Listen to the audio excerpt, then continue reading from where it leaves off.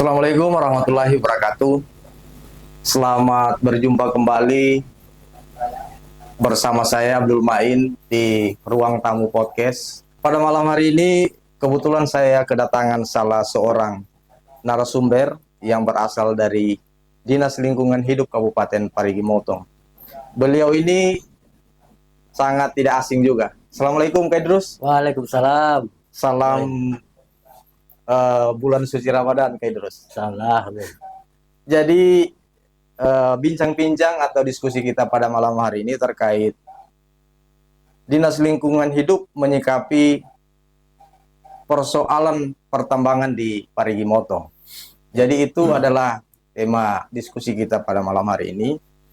Jadi saya ingin dan pemirsa di luar ingin mendengarkan sejauh mana peran dan kewenangan dari Dinas Lingkungan Hidup sudah bekerja dan menyikapi soal pertambangan yang ada di Parigi Motong. Satu hal yang sangat penting yang ingin saya sampaikan lewat kesempatan ini, bahwa mudah-mudahan pemirsa yang ada di luar sana bisa mendengarkan hasil diskusi saya bersama Kepala Bidang Dinas Lingkungan Hidup Parigi Motong.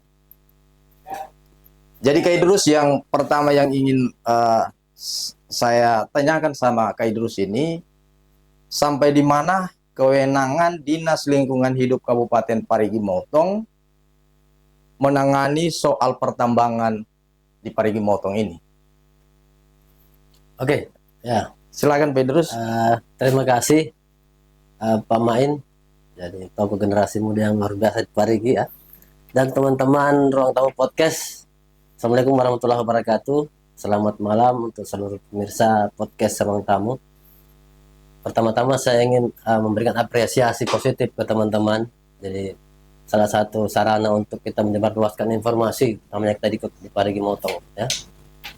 Jadi sebelum saya masuk membahas mengenai isu pertambangan di Parigi Motong, mungkin sebentar saya akan runut dari awal apa kewenangan kami di Dinas Lingkungan Hidup. Iya. Sebelumnya saya perkenalkan diri, saya Muhammad Idrus, Kepala Bidang Penataan dan Penaatan Dinas Lingkungan Hidup Kabupaten Parigi Motong. Untuk merunut kegiatan-kegiatan penambangan, kita harus mengacu ke Undang-Undang Nomor 3 Tahun 2020, itu hasil revisi dari Undang-Undang Nomor 4 Tahun 2009 tentang penambangan minerba ya, di Kementerian SDM. Jadi di dalam undang-undang tersebut dibahas bahwa kewenangan, menyangkut kewenangan. Iya.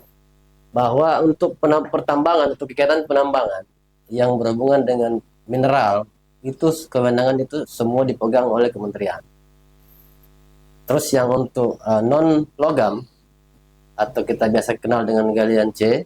Berarti itu, kalau tadi pertambangan yang dimaksud itu adalah pertambangan emas yang ada di kementerian. Ya. Jadi saya runut bahwa untuk galian C itu kewenangan di provinsi, sudah dilimpahkan dari Kementerian Pusat ke provinsi, termasuk kegiatan penambangan mineral atau emas yang berhubungan dengan pertambangan rakyat.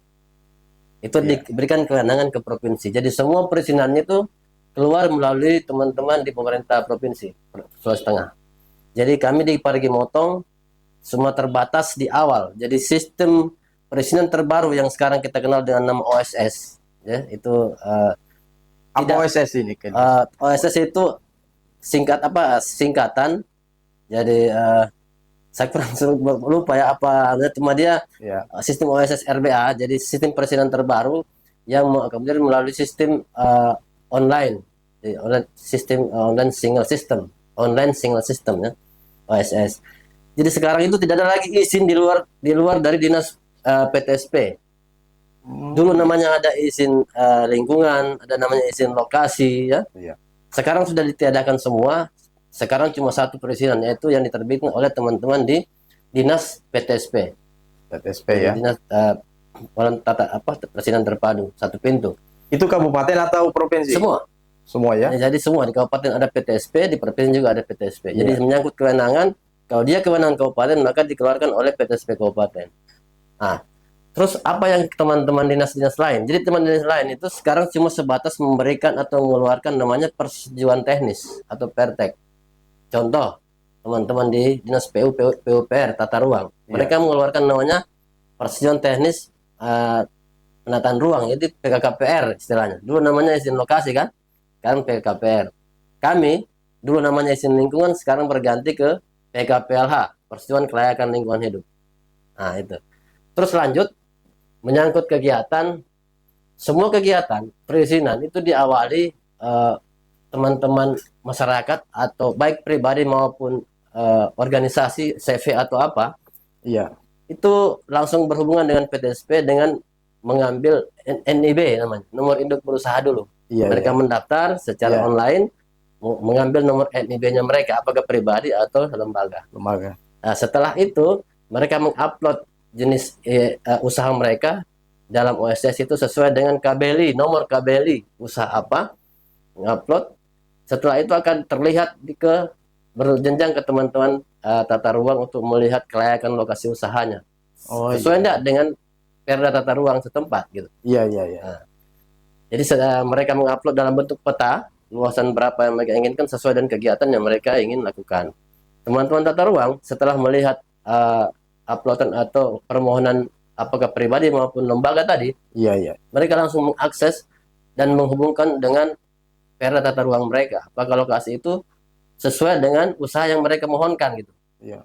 Kalau tidak sesuai akan tertolak dengan sendirinya dengan sistem. Oh, begitu. Ya, tapi kalau sesuai dilihat lagi luasannya. Apakah dari luasan tersebut bisa seluruhnya Diambil atau tidak? atau semua separuh sesuai dengan peraturan daerah penataan ruangnya mereka kita ya, Iya, iya. lagi motong. Nah, setelah clear PKKPR keluar, akan berhubungan dengan teman-teman di Badan Pertanahan atau kantor pertanahan. Itu butuh waktu berapa lama itu? Sebenarnya dalam proses administrasi seperti itu kan? ya, sebenarnya tidak terlalu lama, cuma biasanya ini kita kan tergantung oleh jaringan sistem yang di kabupaten. Oh, begitu. Jadi biasanya ya kisaran waktu juga sebenarnya jika sistem atau hanya bagus maka akan cepat juga. Karena di teman-teman di tata ruang setelah mereka mengupload, mereka akan menyampaikan ke suatu forum, namanya forum penataan ruang yang diketuai oleh Pak Sekretaris Daerah. Iya. Di situ kita akan bahas, termasuk saya pribadi masuk ke dalam anggota forum itu. Iya, iya. Kita akan bahas permohonan kegiatan tersebut dengan lokasi yang mereka minta. Iya. Apakah sesuai dengan Perda RT RW kita atau ada tambahan-tambahan masukan dari kami gitu. Oh, iya. Nah, setelah clear, maka teman-teman tata ruang akan mengeluarkan namanya persetujuan kelayakan ruang tadi dalam bentuk PKKPR. Dan ini akan diupload kembali ke dalam OSS. Iya, iya. Nah, setelah itu kami di DLH akan melihat bahwa ada usulan gitu. Setelah mendapatkan PKKPR di PP22 kami, Usulan apa itu? usulan kegiatan usaha yang kegiatan usaha, ya. masyarakat usulkan. Iya, iya. Di PP22 kami di situ bisa kita lihat mengenai kewenangan. Maka setelah masuk, maka kami akan buka di sistem kami. Sekarang kami di Dinas Lingkungan Hidup atau Kementerian LH ada sistem terbaru mengenai perizinan. Namanya sistem AMDALNet.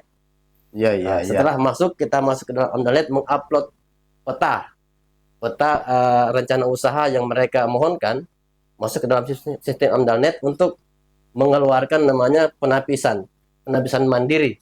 Apakah kegiatan usaha yang mereka usulkan itu dari segi dokumen lingkungan mereka kapasitas usahanya itu AMDAL, dokumen AMDAL, Yes. atau dokumen UKL UPL, Iya. atau cuma SPPL aja, gitu. Iya. Atau apakah terbit secara otomatis di dalam AMDALNet atau sistem OSS tadi? Iya. Dan biasanya ada begitu. Contoh banyak lah teman-teman yang kemarin pertanyakan mengenai durian, Iya. ya kan? Rata-rata semua terbit secara otomatis PKPLH-nya, gitu. Karena tidak mencukupi luasan yang ada dalam PP22, gitu. Jadi begitu tidak mencukupi apakah UKL atau AMDAL, maka dia terbit otomatis. Kayak terus. Jadi kita sebelum lanjut dulu sedikit, yang saya mau tanyakan, ketika misal usulan dari pihak baik individu maupun lembaga tadi itu, kalau misal dia masuk di dalam ruang, misal ini adalah ruang perkebunan rakyat misal, apakah kemudian itu bisa terakomodir? Nah, sementara misal di dalam penguploadan tadi dia sudah diterima misal. Ya. Jadi bagaimana cara prosesnya itu, Kaidrus? Jadi gini, pembahasan di ranah forum penataan ruang itu bisa aja terjadi perdebatan dan teman-teman pada saat di forum pembahasan Oh usulan iya tadi. iya. Iya. Sama dengan teman-teman di tata ruang, nanti mungkin kalau misalnya ada waktu boleh diundang kabitnya langsung untuk menjelaskan Iya. bagaimana sistematika. Tapi sepengetahuan saya, apa yang telah dikeluarkan oleh teman-teman bidang tata ruang untuk masuk ke forum itu sudah clear dari segi perda tata ruang. Oh Tinggal begitu. bagaimana untuk teman-teman di forum pada saat dimasukkan dalam forum, kita memberikan masukan aja misalnya. Iya Dari iya. segi lingkungan hidup, Iya. bagaimana sistematika pengolahannya misalnya nanti di situ. Iya. Jadi kalau misalnya dia tidak clear, otomatis tidak akan terupload di teman-teman forum penataan ruang. Ya, sebelum kita lanjut, Oke, oke. Kak Idrus, kita rehat sejenak. Oke, oke.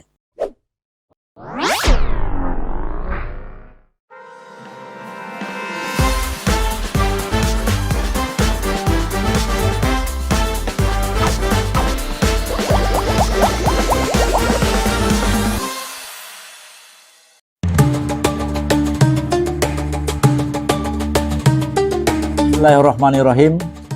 Assalamualaikum warahmatullahi wabarakatuh.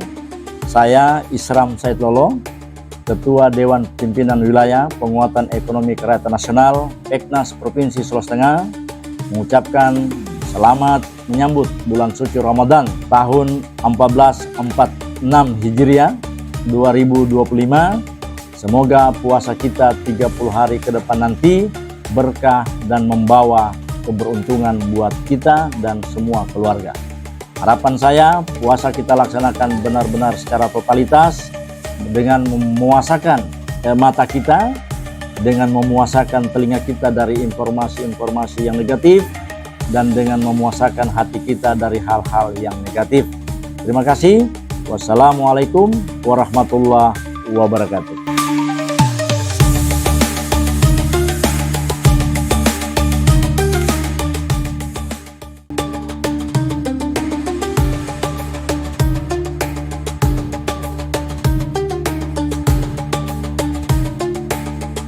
Assalamualaikum warahmatullahi wabarakatuh. Marhaban ya Ramadan. Bulan mulia telah datang, membawa lentera cahaya yang menyapu gelapnya dosa. Sebelum fajar pertama Ramadan menyapa, izinkan saya mengulurkan tangan seraya memohon maaf atas segala luka yang mungkin pernah tergores oleh ucap dan sikap. Saya Muhammad Zubair selaku Kepala Bidang Sumber Daya Air Dinas Pekerjaan Umum Penataan Ruang dan Pertanahan Kabupaten Parigi Motong mengajak kita semua untuk bersama-sama menyambut bulan suci Ramadan 1446 Hijriah dengan hati yang bersih dan mengucapkan selamat menunaikan ibadah puasa tahun 2025 Masehi. Wassalamualaikum warahmatullahi wabarakatuh.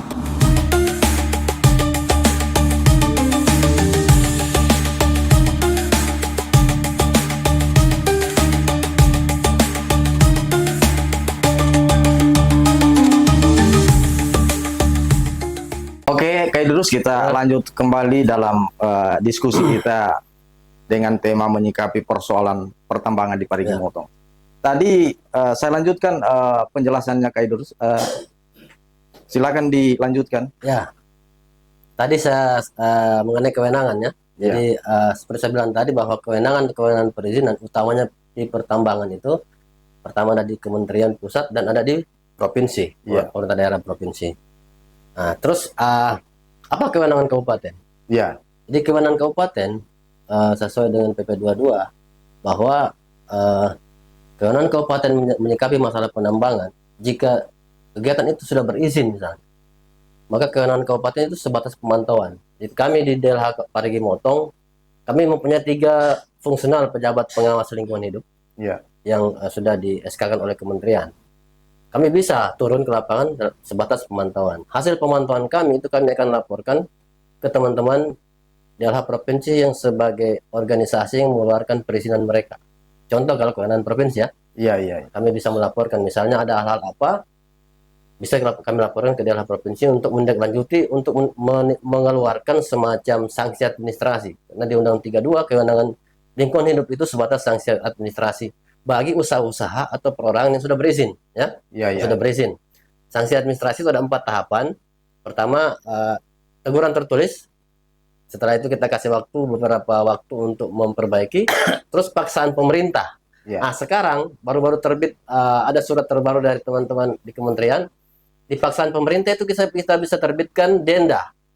Denda apabila usaha perorangan atau usaha lembaga yang melakukan pelanggaran tidak sesuai dengan izin yang diberikan kemarin, kita bisa denda. Dendanya ada tiga kategori: ringan, sedang, dan berat.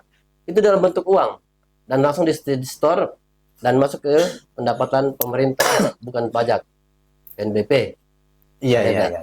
Tahap ketiga, sanksi administrasi bisa diterbitkan dalam bentuk pembekuan izin, dan tahap terakhir bisa pencabutan izin oleh pejabat gubernur atau bupati sesuai kewenangan. Gitu. Berarti kalau soal yang namanya ilegal tidak ada ya? Nah, beda dengan ilegal. Iya. Jika kegiatan ilegal, otomatis itu sudah masuk ranah aparat penegak hukum. Iya, iya. Kewenangan kami, misalnya ada aduan, karena kami di Dinas Lingkungan Hidup itu ada satu tupoksi untuk pengaduan, Iya. kami bisa turun ke lapangan seperti saya bilang tadi, dan memberikan pelaporan-pelaporan yang dibutuhkan oleh penegak hukum. Misalnya data-data kegiatan apa, lokasinya di mana, apa yang mereka rusak, Iya. izinnya tidak ada, bisa kita laporkan ke APH, apakah Polri, Kejaksaan, ataupun Balai Penegakan Hukum Wilayah Sulawesi yang ada di Palu, Seksi 2. Oh iya, iya. Ya.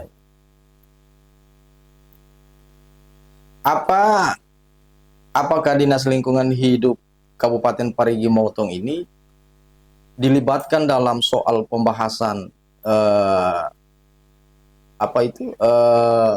pertambangan tanpa izin yang ada di Parigi Motong ini? Ya, gini, setiap apapun kegiatan Karena di Parigi ya, Motong ini kayak terus kita lihat fakta hari ini bahwa banyak sekali pertambangan tanpa izin itu Ya. yang sudah mulai masuk merambah lingkungan kita begitu. Ya, ya. Nah, Jadi ini sepengetahuan saya ya, walaupun itu bukan kewenangan kami dalam soal pertambangan, karena ini terjadi di Kabupaten Parigi Motong, Ya. tetap kami di Dinas Lingkungan Hidup itu bertanggung jawab.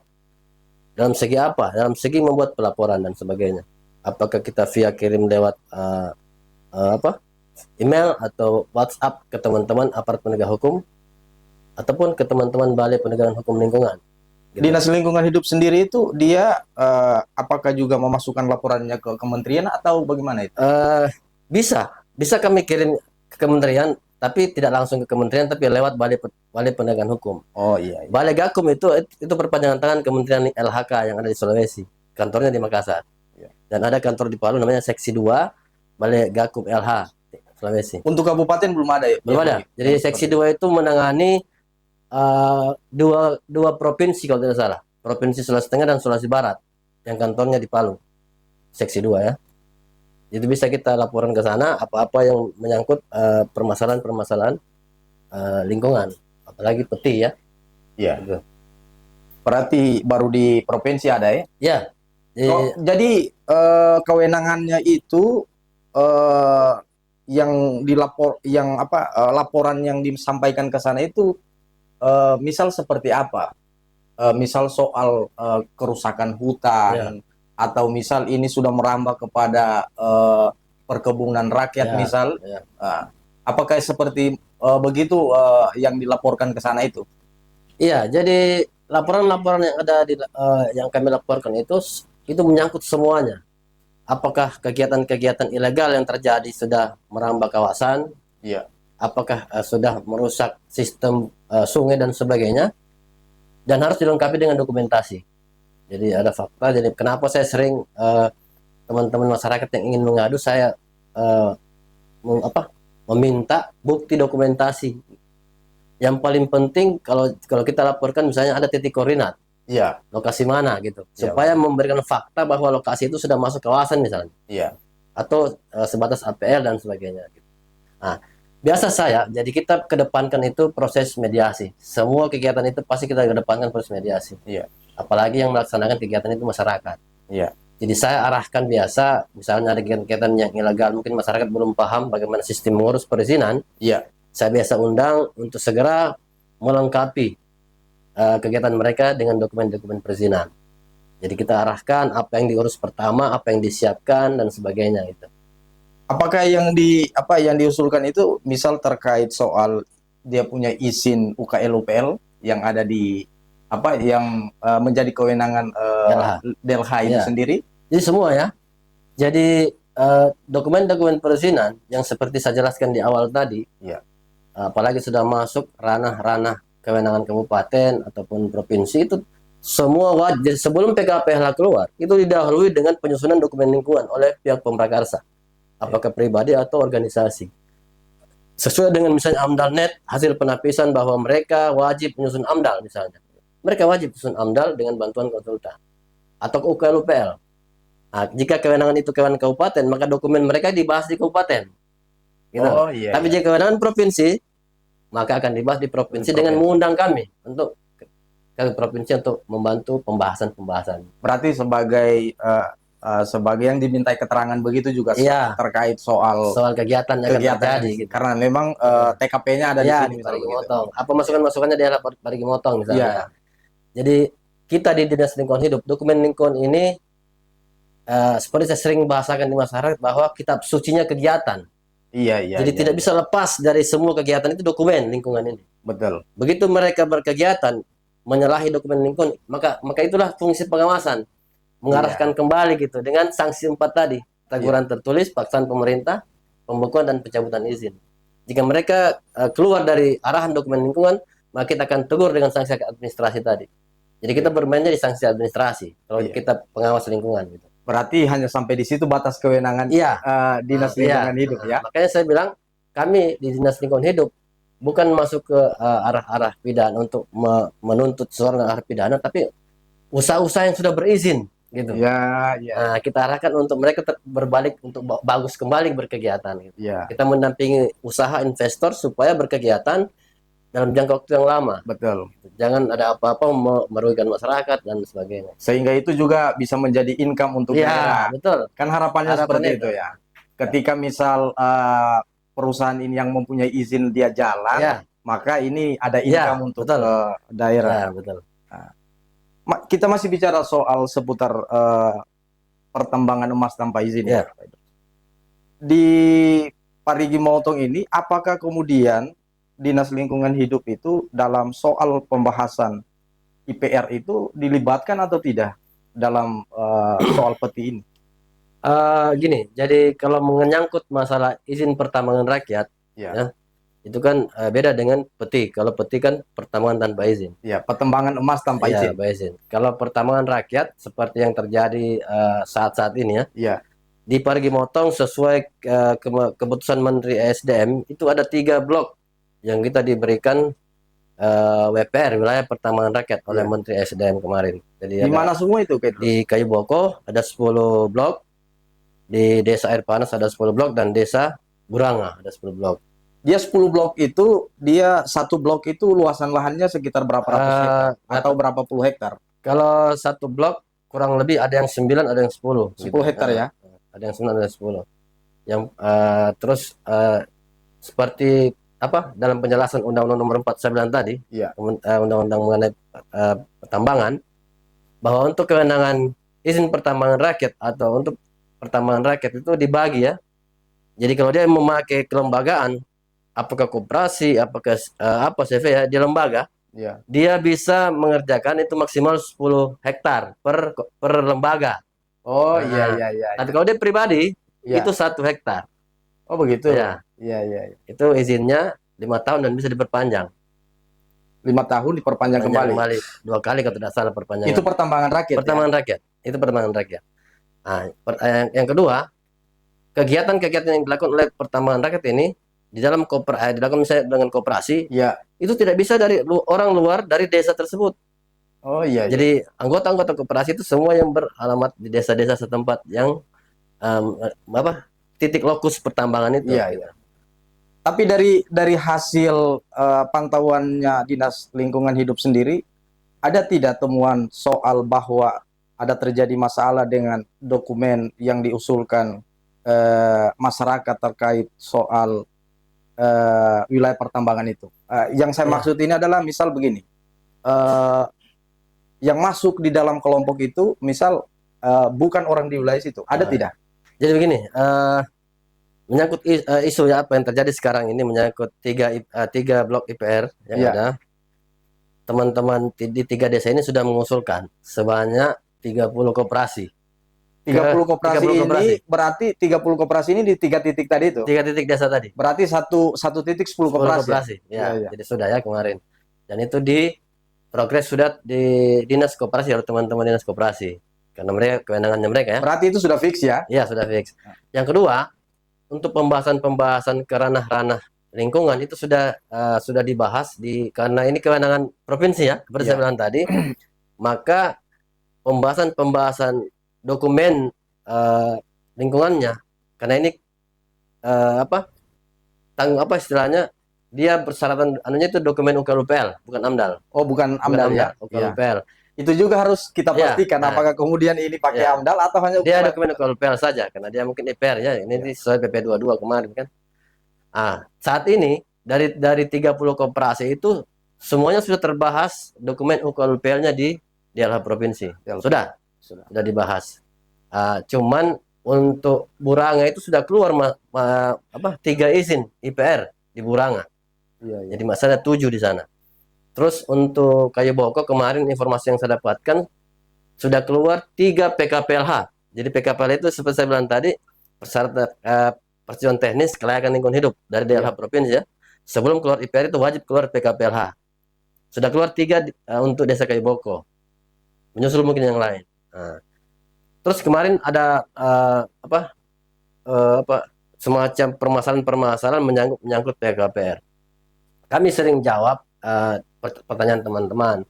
Bagaimana tanggapan dinas lingkungan hidup? Jadi karena ini bukan kewenangan kami, kewenangannya teman-teman di tata ruang yang memang mempunyai tupoksi masalah itu. Jadi mereka yang istilahnya membahas. Cuman kalau menurut saya pribadi ya, ini pribadi, karena ini kewenangan provinsi masalahnya. Iya, betul. Jika teman-teman provinsi berani membahas dokumen lingkungan IPR ini ya, karena di PP 22 kan, dokumen lingkungan apakah AMDAL atau UKLUPL itu bisa dibahas jika ada minimal konfirmasi dari tata ruang, rekomendasi dan minimal konfirmasi dari tata ruang. Baru bisa dibahas dokumen lingkungannya. Itu tata ruang yang ada di kabupaten atau di provinsi kan? Untuk kewenangannya tata ruang kabupaten. Kabupaten ya? Iya, semua kegiatannya kewenangannya tata ruang kabupaten, karena menyangkut Perda RT RW. Cuma kami tidak tahu ya, sekali lagi kami tidak tahu. Karena kita tahan dulu kayak terus. Kita jeda sejenak menunggu sambil melihat yang lewat ini. Oke. Ya.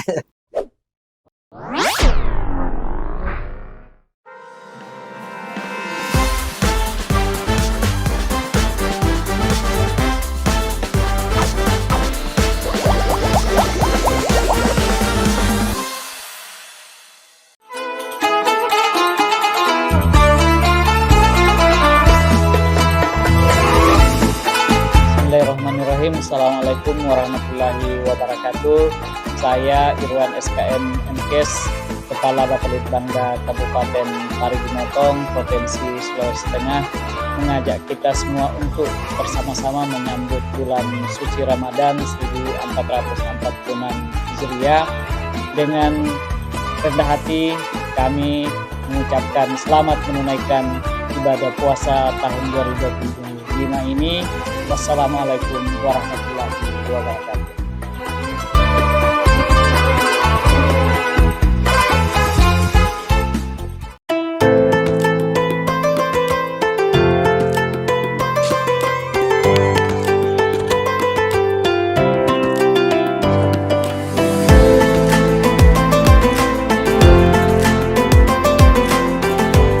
Assalamualaikum warahmatullahi wabarakatuh. Ramadan adalah perjalanan menuju purnama keikhlasan, di mana hati kembali putih dan doa mengalun merdu. Di pintu ampunan yang terbuka lebar ini, saya haturkan maaf atas segala salah baik lisan maupun sikap yang pernah meninggalkan bekas di hati.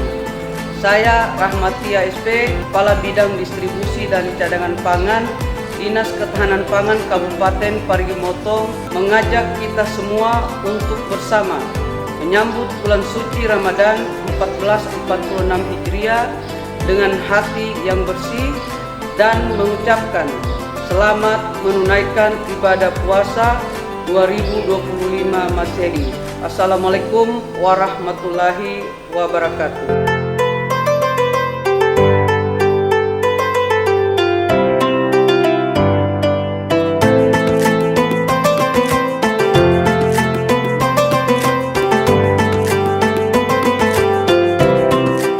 Oke Kak Idrus, kita lanjut lagi perbincangan kita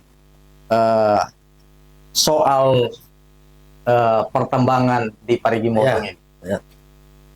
Tadi Kak Idrus sampai di soal bagaimana pertambangan rakyat ini. Ya. Jadi yang ingin saya tanyakan sekarang Kak Idrus, bagaimana setelah izin semua sudah keluar ini? Apa langkah pengawasan atau langkah antisipasi yang dilakukan oleh Dinas Lingkungan Hidup itu sendiri? Ya, ya begini. Seperti saya jelaskan di awal tadi, bahwa kegiatan pengawasan itu bergantung dari kewenangan siapa yang keluarkan izin. Karena kewenangan siapa keluarkan izin ini IPR adalah provinsi, Iya. maka kewenangan pengawasannya itu dipegang oleh teman-teman DLH provinsi. Karena PKPLH yang mereka keluarkan kemarin. Iya. Apa tugas tupoksi DLH Kabupaten? Yes. Nah, sesuai dengan Undang-Undang PP 22 tahun 2022, sorry, dan Undang-Undang 32 tahun 2009, kami, walaupun bukan kewenangan kami di pengawasan, kami juga berhak melakukan pemantauan. Iya. Pemantauan, jadi beda di pengawasan dan beda pemantauan. Iya, iya. Kalau pengawasan, dia mengeluarkan dari hasil pengawasan ada sanksi di situ. Betul. Kalau pemantauan, sebatas pemantauan aja. Iya. Berarti hanya membuat laporan Hasil saja. akhirnya laporan. Iya. Kami laporkan ke teman-teman daerah sebagai penanggung jawab pengawasan. Iya. Cuman kita tidak bisa lupakan juga bahwa jika teman-teman DLH memberikan kewenangan itu ke kami, itu bisa. Saya mendelegasikan kewenangan pengawasan ke daerah kabupaten. Iya. Bisa. Maka pengawasan sesuai Undang-Undang 32 tahun 2009 dilaksanakan oleh fungsional pejabat pengawas lingkungan hidup. Kami ada 3 orang PPLH di kantor Di kabupaten, kabupaten, ya. kabupaten. Jadi teman-teman PPLH bisa mengawasi kegiatan-kegiatan ini. Seperti yang kita sering cerita ya, saya sering biasa berbicara dengan teman-teman wartawan, untuk IPR ini dari 30 koperasi nanti yang akan begitu keluar perizinannya ya, Iya. sudah legal, kami akan setiap 6 bulan sekali sesuai dengan rentuan pengawasan aturan itu per 6 bulan. Per 6 bulan ya. Setelah keluar izin per 6 bulan kami akan awasi. Cuman di sini kita tidak bisa kita harus pahami bahwa pengawasan itu ada 2, pengawasan rutin dan pengawasan insidensial. Apa itu pengawasan insidensial? Itu pengawasan yang adanya aduan, baik melalui aduan langsung dari masyarakat maupun aduan-aduan melalui media sosial. Iya, iya. Itu aduan. Berarti Iya. aduan media sosial Bisa. juga bisa dijadikan sebuah aduan sebagai aduan. dasar pengawasan insidensial. Iya, iya. Misalnya teman-teman memposting dalam Facebook dan sebagainya, Iya. ada kegiatan-kegiatan di IPR nanti yang menyalahi misalnya, Iya. itu bisa dasar kami melaksanakan kegiatan pengawasan insidensial. Iya, iya, iya. Berarti biar tidak 6 bulan itu bisa dilakukan. Bisa, ya. bisa. Kalau ada informasi seperti itu. Bisa. Apakah Oke. melalui WA atau melalui langsung datang ke kantor, silakan. Kami buka ruang pengaduan itu 24 jam di kantor, melalui WA ataupun telepon. Cuma pengaduannya harus jelas. Sekali lagi, siapa yang mengadu, apa yang diadukan. Yes. Jangan istilahnya ada dasar-dasar tendensi pribadi dan sebagainya gitu. Itu Iya, kan iya. bisa kita verifikasi dulu aduannya. Iya. Berarti memang dia aduan itu dia bersifat memang untuk kepentingan Iya. orang banyak ya. Perbaikan Iya. kegiatan itu. Gitu. Iya, iya. Heeh. Kalau kewenangan masyarakat dalam soal ketika misal IPR itu sudah keluar misal Ya. dari 30 koperasi itu, kewenangan masyarakat sampai di mana Ya. kira-kira? Karena ini kan menyangkut soal yang dikelola ini adalah misal lahan masyarakat juga Ya, kan, ya. kan begitu. Mm. Nah, Untuk kewenangan masyarakat, jadi kita bisa buka di Undang-Undang 32 mengenai perlindungan dan pengelolaan lingkungan hidup tahun 2009. Situ jelas sekali bahwa masyarakat berwenang bisa melakukan pengawasan, ya. Apakah melihat langsung mendokumentasikan, silakan.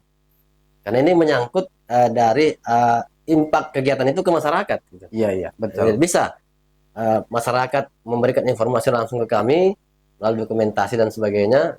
Jadi sering saya bicara bahwa kegiatan-kegiatan pengawasan atau kegiatan preventif atau pencegahan Iya, kerusakan lingkungan itu bukan cuma pemerintah, betul. masyarakat bisa juga, apakah pribadi atau lembaga. Misalnya adanya peti misalnya Iya. di desa A, teman-teman masyarakat di desa tersebut kan bisa mencegah dengan cara bisa menanyakan izinnya ada enggak. Iya. Kalau tidak bisa mencegah, cuma kan kita hindari namanya konfrontasi, Yes. namanya keributan gitu. Iya. Nah, misalnya kita jelaskan ke Pemrakarsa, tolong Pak, kalau Anda belum berizin jangan berkegiatan gitu. Iya, iya, Nah, iya. itu kan kemarin saya jelaskan ke teman-teman di daerah utara yang ada kegiatan-kegiatan peti kan. Iya. Bapak kan sebagai kades bisa mengkonfirmasi ke Pemrakarsanya, Bapak Iya. sudah punya izin tidak gitu. Betul. Kalau tidak, maaf, alat berat Bapak tidak bisa masuk, misalnya ya. Iya. Tapi sekali lagi menghindari konfrontasi, menghindari kekacauan dan keributan gitu. Betul. Jadi kita memberikan masukan ke mereka, Bapak harus izin dulu gitu dan sebagainya. Iya, iya, iya. Oke, Kak Idrus, saya masih sangat penasaran sekali ini Ya. bicara soal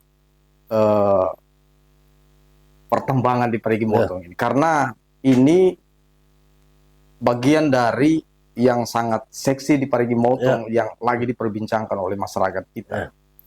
Jadi setelah misal 30 koperasi tadi ya, kita bicara soal 30 koperasi tadi yang sudah berdiri dan insya Allah itu akan keluar semua IPR-nya.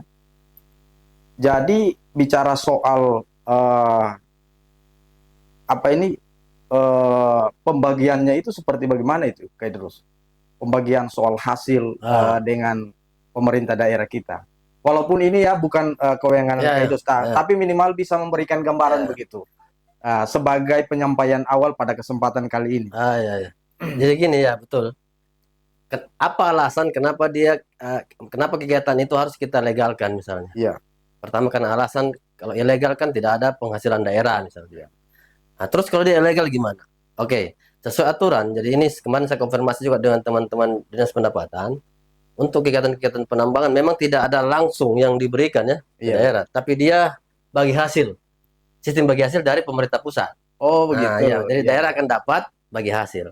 Apa yang kita bisa tarik langsung? Jadi begini, seperti saya sering kalau jadi pembicara di kegiatan-kegiatan rapat mengenai penambangan, apalagi yang legal ya, IPR nanti, saya cuma memberikan masukan bahwa kegiatan ini sebenarnya bisa kita atur di lingkup desa. Ya.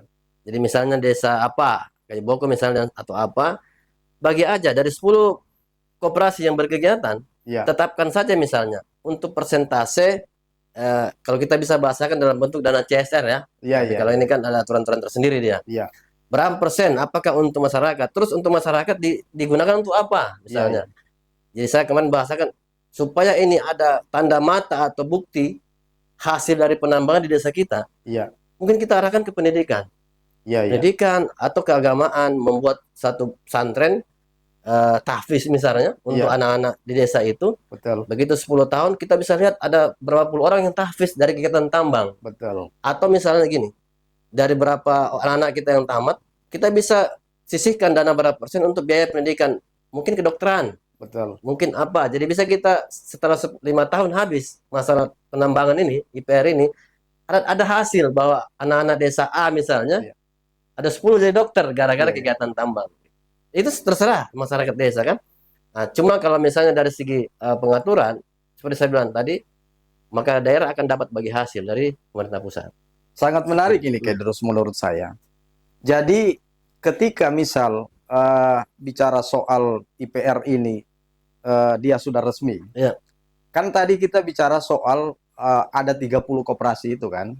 Nah, 30 koperasi itu berarti setiap koperasinya itu ada orang-orangnya. Yang menjadi pertanyaan saya, apakah boleh orang di luar koperasi itu untuk masuk ke dalam itu untuk misal mencari rezeki juga di dalam misal ketika ini sudah beroperasi? Ya jadi gini, koperasi anggotanya itu adalah masyarakat setempat. Mungkin beberapa orang ya.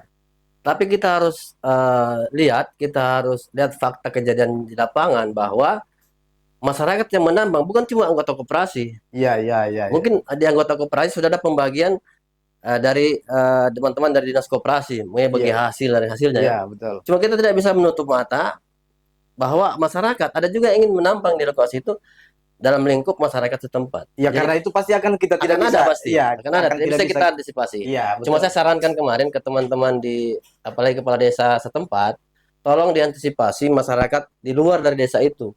Iya. Karena begitu kita berikan akses 1-2 orang, maka dia akan memanggil yang lain-lain. Nah, kalau masyarakat setempat desa tersebut misalnya tidak ada masalah. Iya.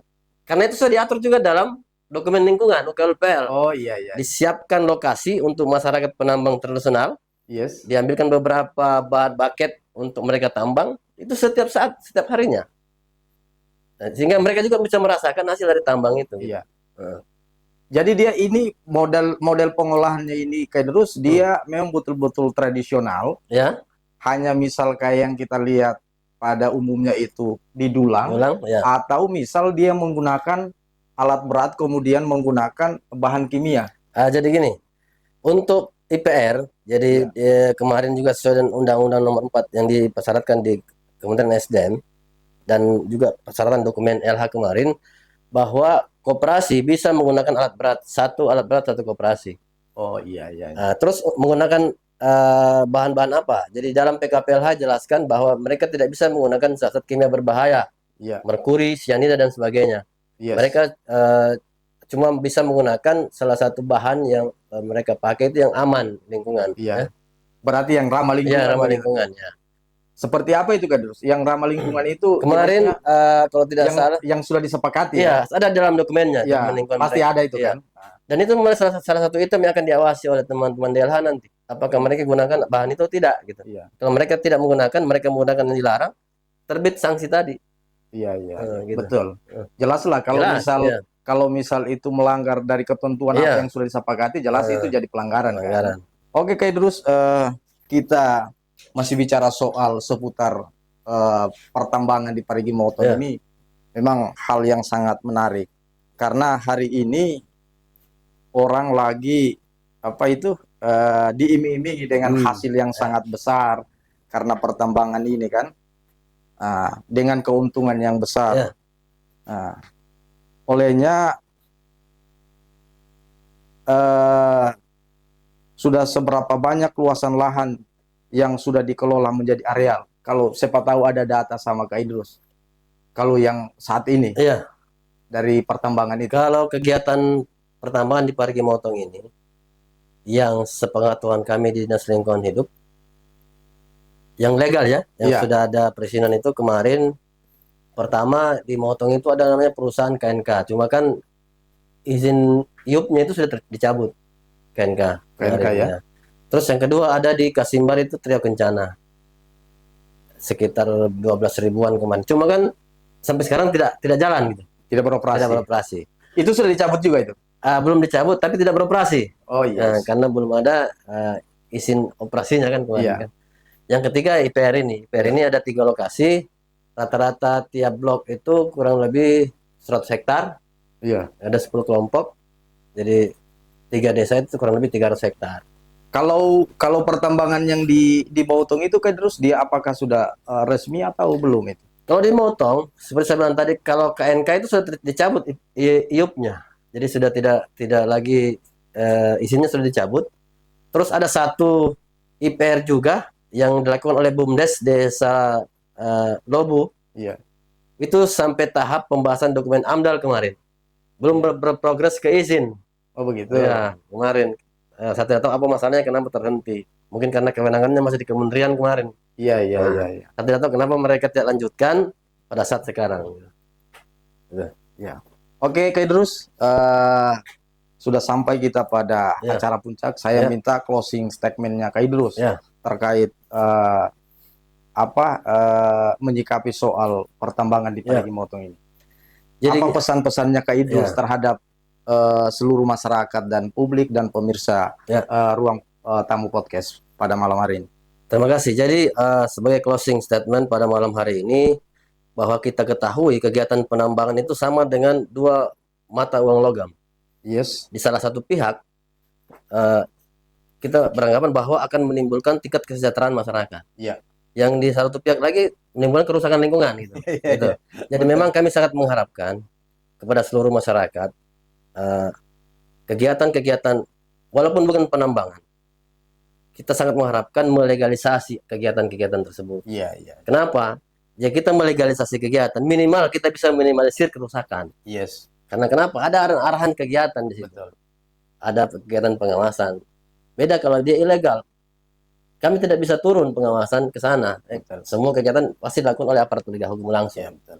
Oke, yang kedua, kami sangat mengharapkan melalui podcast ini bahwa kegiatan-kegiatan pengawasan, kegiatan baik ilegal maupun legal itu bukan cuma kewenangan pemerintah. Iya. Masyarakat pun bisa. Silahkan.